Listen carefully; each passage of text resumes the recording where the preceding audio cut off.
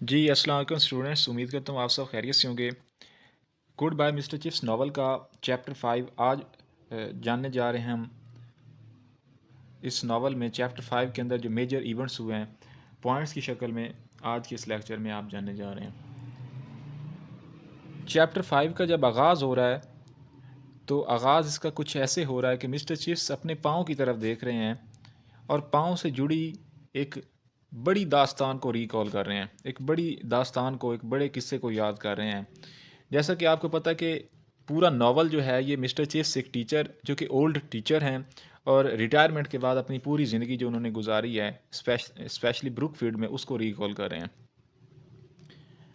तो हर चैप्टर में different events हैं जिनको वो रिकॉल कर रहे हैं। इसका आगाज़ ऐसे हो रहा है कि मिस्टर चिप्स अपने पाँव को देख रहे हैं और उसके साथ जुड़ी हुई एक दास्तान को रिकॉल कर रहे हैं। ये मेरे पाँव ही थे जिन्होंने यूज़फुल सर्विस का सर अंजाम दी थी। His feet rendered useful service. वो इस वजह से पाँव को और पाँव से जुड़ी हुई मिस कैथरीन यानी अपनी वाइफ को आज बहुत ज़्यादा याद कर रहे थे और उनका उनके साथ जो बातें करना और उनके साथ टाइम स्पेंड करना, वो सारी चीज़ें आज मिस्टर चिप्स याद कर रहे थे।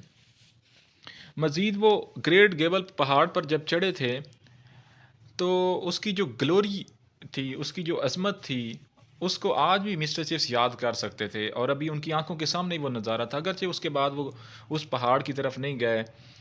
डेप्थ्स ऑफ वेस्ट वाटर, ये वो मकाम है, एक आबशार थी। उस आबशार की, उस झील की जो डेप्थ थी, उस गहराई को अब भी मिस्टर चिप्स दोबारा से देख सकते थे। उनके आंखों के सामने वो नज़ारा था।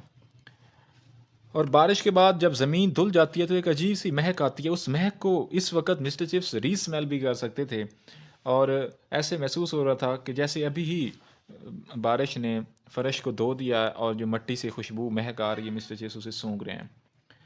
और सिटी हेड को जाते हुए जो रास्ते थे, उन रास्तों को मिस्टर चिप्स इस वक्त री फॉलो भी कर सकते थे, यानी दोबारा से उसी जगह से जैसे जैसे सिटी हेड की तरफ वो पहुंचते हैं, वो उसी तरह उन रास्तों पर अब भी चल सकते हैं।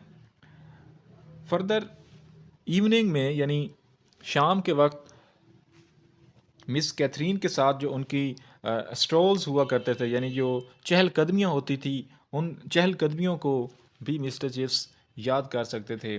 और उसकी जो कूल वॉइस थी, उसकी जो एक अच्छी आवाज़ थी और उसके जो कहके थे, इन सारे कहकों को भी मिस्टर चिप्स याद कर रहे हैं।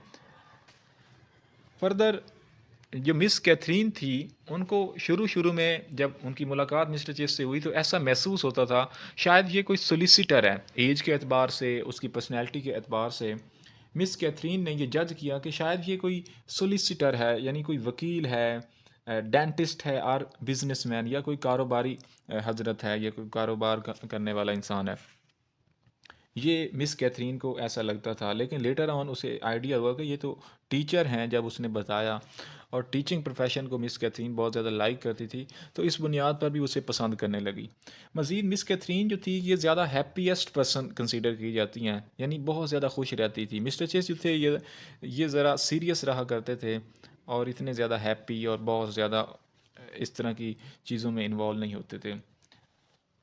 जब एक दूसरे को अपनी पर्सनैलिटीज़ को स्टडी करने के बाद, और इसी तरह जो मिस कैथरीन पिछले यूनिट में हम पढ़ चुके हैं, ज़रा रेडिकल आइडियाज़ रखती थी, पॉलिटिकल व्यूज़ थे उसके बहुत ज़्यादा। वोट और एजुकेशन का जो राइट था 18th सेंचुरी में फ़ीमेल के हवाले से, वो भी आवाज़ उठाया करती थी।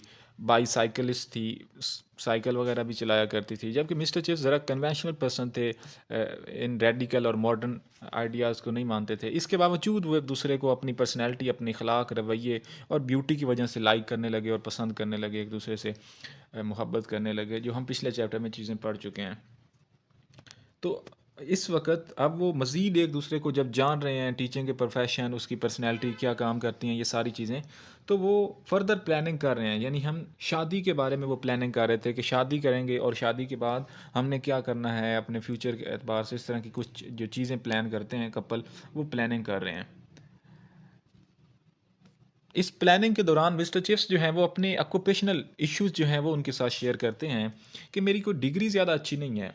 मेरी जो डिग्री है ये ऑर्डिनरी डिग्री है, मेरे पास सिंपल सी आर्ट्स की डिग्री है। और जो मेरे पास डिग्री है इसके साथ मेरा जो स्कूल के अंदर डिसिप्लिन है ये भी कोई ज़्यादा अच्छा नहीं है। और मेरी जॉब में कोई प्रमोशन का भी चांस नहीं है कि मेरी प्रमोशन होगी और सैलरी मेरी बढ़ जाएगी, और सैलरी से हम अच्छा लाइफस्टाइल, ऐसा भी कुछ नहीं है मेरी आगे फ्यूचर के अंदर। I am only a schoolmaster. It's the best thing to be in the world. Yes, but I've no connections, small means, and no prospect of promotion.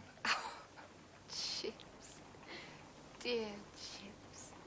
Further वो कहते थे कि मैं 48 ईयर्स ओल्ड हूँ, यानी मेरी एज भी काफ़ी ज़्यादा है, while you are only 25 years old. आपकी एज जो है वो 25, आप मुझसे बिल्कुल आधी उम्र में कम हैं। तो इस सेंस में मैं इनएलिजिबल हूँ, यानी आप यंग गर्ल हैं तो किसी यंग मेल से शादी करें, जबकि मैं तो 48 ईयर्स ओल्ड हूँ।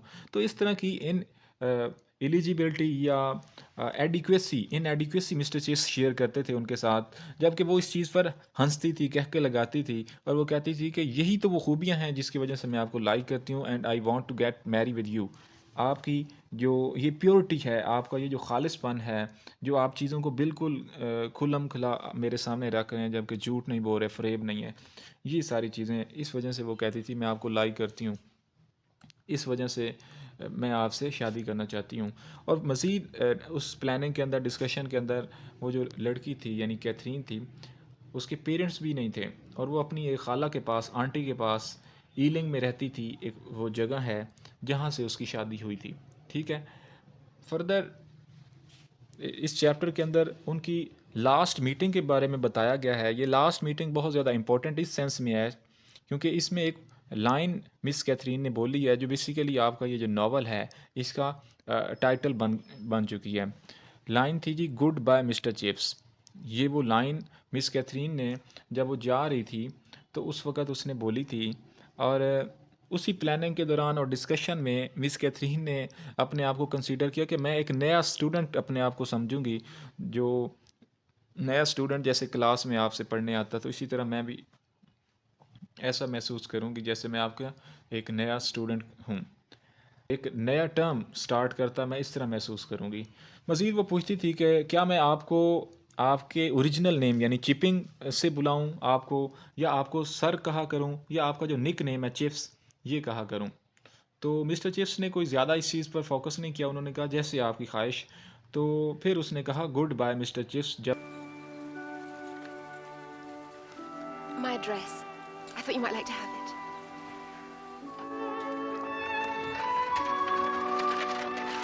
Goodbye, Mr. Chip.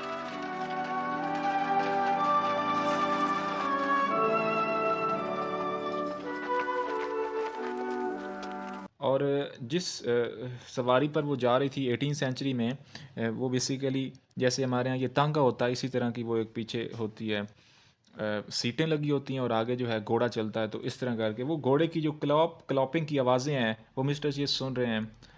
और मिस कैथरीन जो हैं उन्होंने ये जुमला बोला है गुड बाय मिस्टर चिप्स, और ये कह रही हैं कि मैं आपसे डरी हुई नहीं हूँ, सहमी हुई नहीं हूँ उस बच्चे की तरह जो न्यू टर्म स्टार्ट करता है, बल्कि मैं हैप्पी हूँ और मैं एक रेस्पेक्टेबल मूड में हूँ, मैं अच्छी हूँ। और वो ये जुमला गुड बाय मिस्टर चिप्स कह कर चली जाती हैं, लेकिन मिस्टर चिप्स के दिल में ये जुमला घर कर जाता है और वो फोकस से और एक मोहब्बत भरी निगाहों से उसे पीछे से देख रहे हैं। हैंडसम क्लैप क्लॉप की जो आवाज़ें हैं वो आ रही हैं, यानी वो जो घोड़ा गाड़ी है उसकी जो टक टक की आवाज़ें हैं वो मिस्टर चिप्स के कान में गूंज रही हैं। चूँकि इवनिंग का वक्त है तो लैंप्स जो हैं वो फ्लिकरिंग कर रहे हैं, यानी जो लैंप वगैरह हैं वो जल रहे हैं। और जो wet pavement news boys shouting, यानी जो पेमेंट है, जो सड़क का किनारा है वो थोड़ा थोड़ा सा गीला है, और जो न्यूज़ बॉयज़ हैं, जो लड़के अखबार बेचते हैं, वो शाउटिंग कर रहे हैं, चिल्ला रहे हैं about South Africa, Sherlock Holmes Baker Street, इस तरह करके आवाज़ें आ रही हैं। और जैसे मूवीज़ के अंदर प्रॉपर एक सेटअप होता है, ऑर्केस्ट्रा बाज रहा होता है, बड़ा यादगार और एक शानदार नज़ारा है, और वो मिस्टर चिप्स के जहन में अटका हुआ है। आज मिस्टर चिप्स लंबे अरसे के बाद भी उसको रिकॉल कर रहे हैं, और इस पर ये जो आपका चैप्टर 5 है ये एंड हो जाता है।